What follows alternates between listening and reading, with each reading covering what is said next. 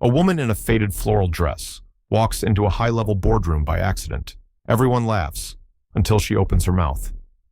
What she says next silences billion-dollar executives and unravels a secret that's been buried for years. Martha adjusted her faded floral dress as she stepped out of the elevator. Her purse hung loosely on her shoulder, and a folder of job assistance papers peeked out from under her arm. She looked around the glossy, marble-floored hallway, trying to find the right door. The building was overwhelming. Tall glass windows, polished surfaces, and silent, well-dressed people rushing past her without a second glance. She whispered to herself, "Fifth floor, room 502." But the plaque beside her read, "Ninth floor, executive boardroom." Her eyes widened. "Oh no," she muttered. Before she could turn back, a glass door slid open automatically behind her. She peeked in. The room was massive, sleek, and intimidating. A long glass table stretched across the floor, surrounded by men and women in sharp suits, eyes fixed on a glowing digital board at the far end. A tall man with silver hair was speaking in a low, confident voice about Q3 performance decline and strategy realignment. Martha's heart skipped a beat. She stepped back, but her purse caught the edge of the doorframe, pulling her forward with a thud. All heads turned. The room froze. A moment of silence. Everyone stared at her, puzzled, some slightly irritated. The man who was presenting paused mid-sentence. A younger executive sitting closest to the door leaned over and whispered something to the woman beside him, who let out a short, awkward laugh. Martha stood still, blinking. I'm sorry. I think I took the wrong floor.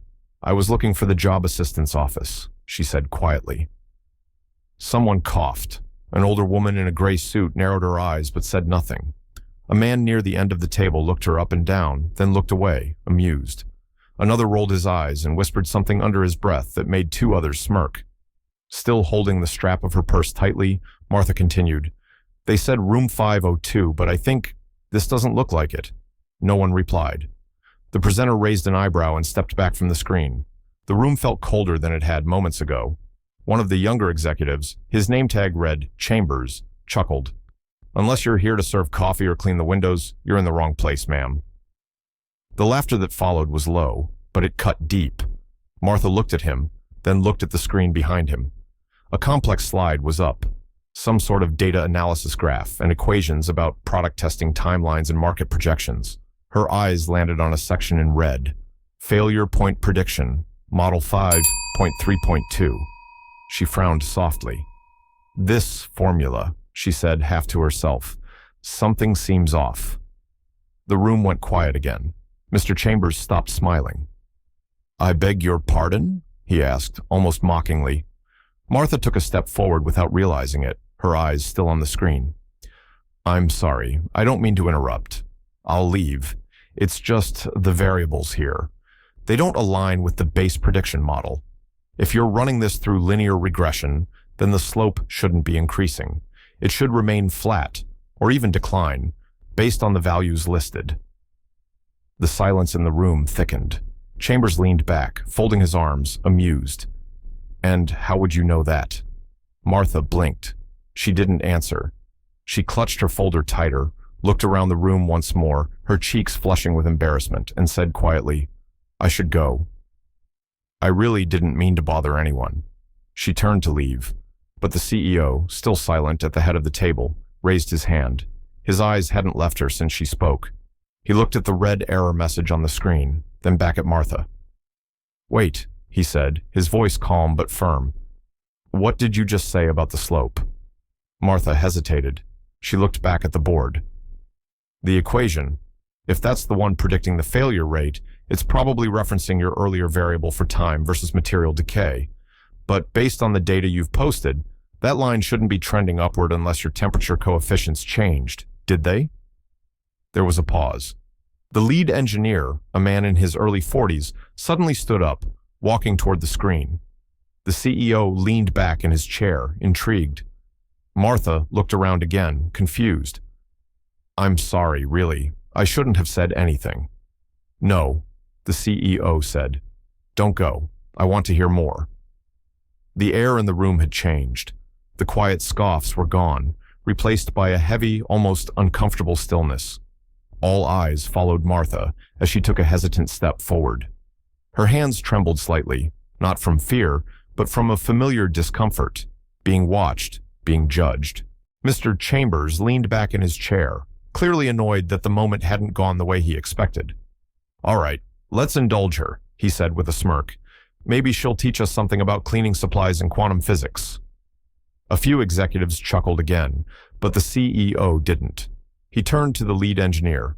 "Robert, pull up the equation details." Robert, visibly unsure, nodded and tapped a few keys on his tablet. The screen behind him flickered, zooming in on the math portion of the slide. Rows of variables and figures appeared, confusing to most, but not to Martha. She stepped closer, her voice calm now. "You're using t as the base time constant here, correct?" Robert gave a cautious nod. "And this here," she pointed to a line of code, "this decay factor, it's based on ambient pressure and temperature drift, right?" Yes, that's the model we used," Robert replied slowly, now slightly more alert. Martha inhaled deeply and continued. "Then this slope, the one you're watching, it's based on a miscalculated coefficient. You've plugged in 0.036 as a constant, but that's only valid under controlled lab conditions. In the real world, you'd be seeing fluctuations. That number should average out to about 0.024. Robert stared at her. Then he turned to his device and started typing quickly. The CEO watched him, then turned to Martha. "How do you know that?" Martha shrugged, avoiding his gaze. "I read a lot. I used to do some technical work a long time ago." The room was still. The air conditioning hummed softly in the background. Then came a small sound, a ping from Robert's device. He looked up sharply. "She's right." The words dropped like a bomb. He turned to the CEO. "That one coefficient, we missed it. That error cascaded through the rest of the model. If we'd kept running it as is, the next phase of testing would have failed again. She just caught what we've been missing for 6 months." The room erupted, not in applause, but in stunned silence. The executives whispered to each other, some now looking at Martha with a strange mix of awe and confusion. The arrogance had cracked. The CEO's face was unreadable. He leaned forward, resting his elbows on the table, and looked at Martha carefully. "You said you were looking for a job assistance office?" Martha nodded slowly, shrinking a bit under the spotlight. "Yes, I was hoping to find some support programs. I lost my part-time job last month," Robert interrupted, still stunned. "But how did you even see the mistake? Most of the engineers here missed it, and it was buried under layers of projections." Martha gave a soft, tired smile. "It's just math. After a while, the numbers start speaking for themselves." Mr. Chambers, trying to regain his place in the room, spoke up. "Let's be honest here. Even if she's right, which, okay, maybe she is, we can't just take one lucky guess and turn it into a fairy tale moment. For all we know, she's just quoting something she read online." The CEO ignored him. "What's your name?" Martha hesitated. "Martha Keller." He nodded. "Martha, do you have a background in this kind of work?"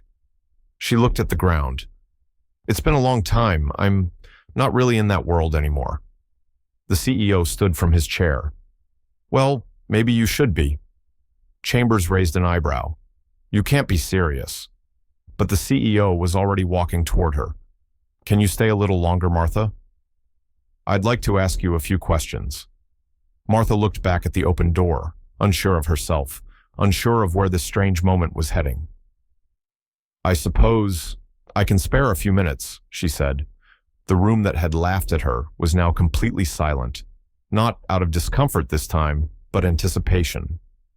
Martha sat quietly at the edge of the long glass conference table, her fingers gently wrapped around the ceramic coffee cup someone had handed her, no longer a server, no longer invisible. The board members remained seated, though their postures had shifted. The arrogance had faded into something more complicated, curiosity, confusion, and for a few, discomfort. The CEO, whose nameplate read David Langston, stood near the presentation screen, arms crossed, studying Martha as if she were a riddle he hadn't prepared for. "I want to understand how you knew that formula," he said calmly, "not just recognize it. but correct it with that level of accuracy. Martha looked at him, unsure of how much to say. "It's not the first time I've seen that kind of problem," she said simply. The pattern was familiar. Chambers scoffed again. "Familiar? From what? A community college course 20 years ago?" David shot him a sharp glance, and Chambers leaned back, clearly told to be quiet, without a single word being spoken. Martha took a slow breath, then looked around the table. "I used to work in systems design, predictive modeling, mostly for adaptive response programs, but that was a lifetime ago." David raised an eyebrow. "Where?" She hesitated, then quietly replied, "I was part of a postdoc research initiative at MIT, focused on rapid calibration systems for environmental fluctuation models. Later, I consulted on early AI algorithmic behavior under stimulus variants." Silence. Every head in the room turned. Even Chambers couldn't pretend anymore. "You're joking." Martha shook her head. "Number I left the field when... Well, my husband passed. I had 3 kids to raise and no time for 80-hour work weeks or lab deadlines." David was quiet for a moment, absorbing her words. "So, how did you end up looking for job assistance?" Martha smiled faintly. "Life happens. When you spend 2 decades raising children, your name fades from the research papers, and the industry stops remembering you. My kids grew up, did well. I found small jobs to get by, cleaning offices, tutoring kids in math when I could. That was enough." Robert, the lead engineer, leaned forward, still looking stunned. "Why didn't you ever go back? You could have been running a lab." Martha's eyes softened. "Because some things matter more. I didn't want to miss my daughter's school play just to meet a deadline. I didn't want to leave my boys alone while I built a future that wouldn't include them." David studied her in silence. "What you corrected today, that mistake cost us nearly $1 million in failed simulations and stalled development. Our next pitch to the Department of Energy depended on fixing it. We were weeks away from shutting the project down." Martha didn't respond. She sipped her coffee quietly. He stepped closer. "Would you consider coming back, not full-time, as a consultant, flexible hours, name your rate?" The room reacted. Some murmured in disbelief. Others exchanged glances. Even Robert looked surprised by the offer. Martha blinked. "I don't even have a resume anymore. I've forgotten the lingo. I'm not—" "You're the only one in this room who saw the flaw," David interrupted. "That's all I need to know." Chambers leaned forward now, visibly irritated.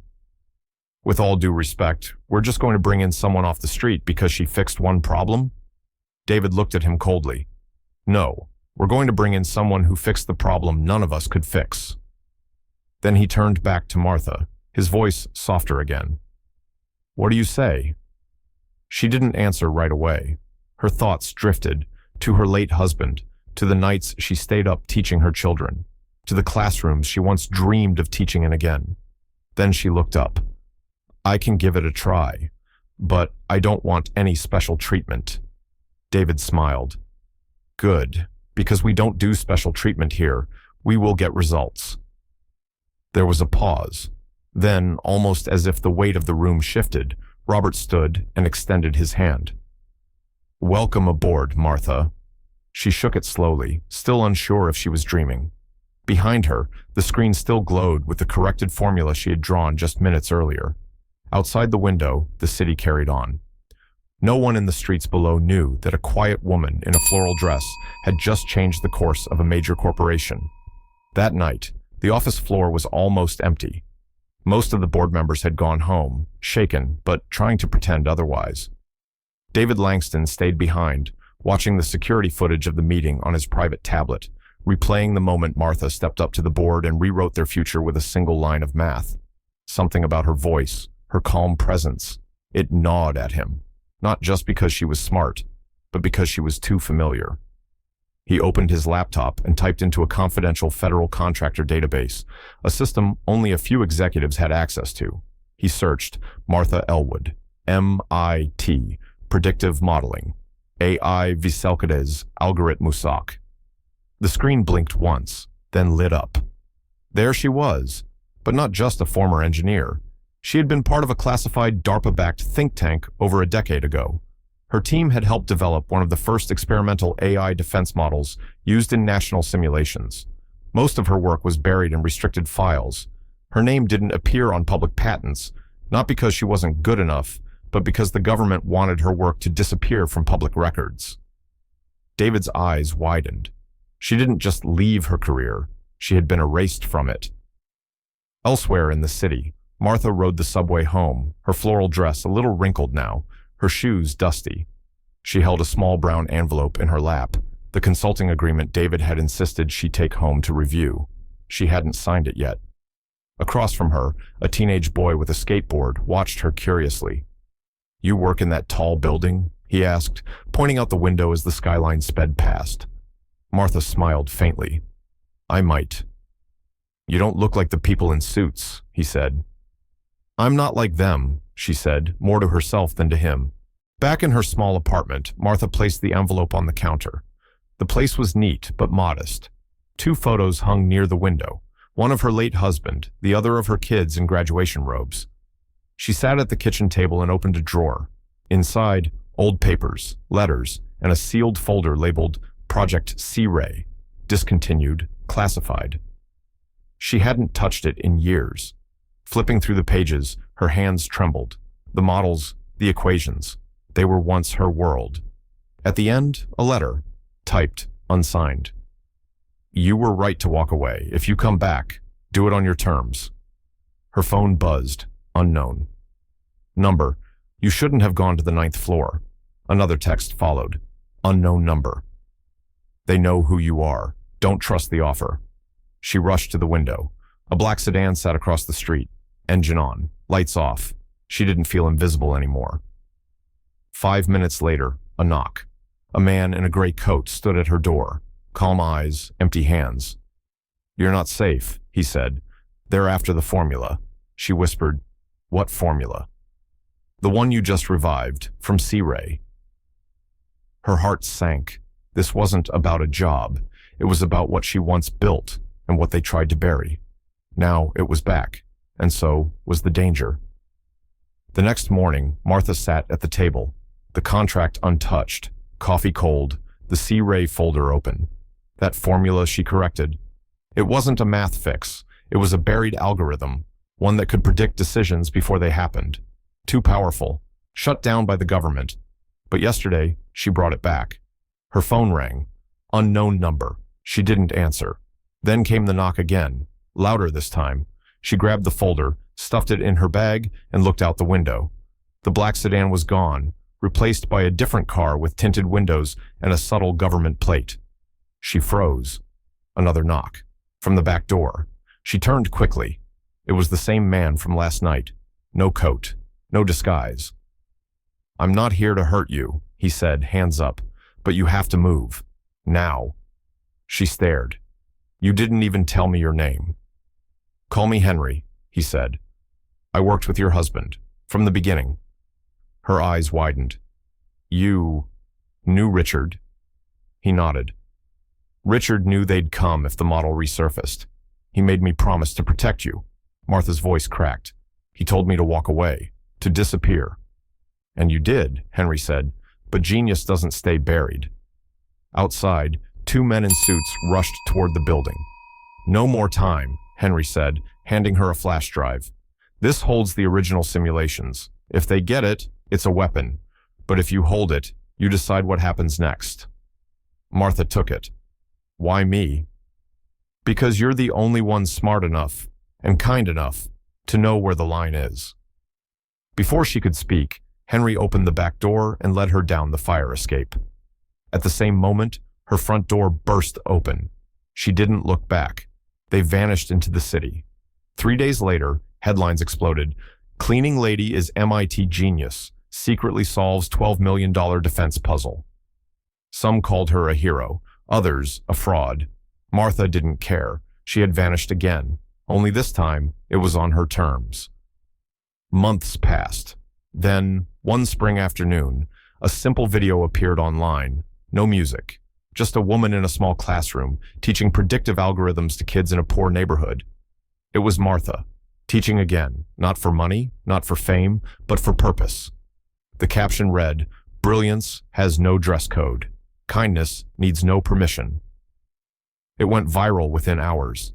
People across the country watched, inspired by the woman once dismissed as a nobody. She became a symbol of what we forget to value: humility, intelligence, courage. And while the government and media searched for her, she stayed a step ahead. Because true visionaries don't wait to be invited. They just begin, even by accident. In a world that often values appearance over depth, Martha reminded us all of something timeless: that true brilliance doesn't need permission, a title, or a suit to be heard. If this story moved you, inspired you, or made you think twice about judging someone too quickly, do us a favor, like this video comment below. What part hit you the hardest? Share this, and don't forget to subscribe for more emotionally powerful stories that shine a light on the human spirit.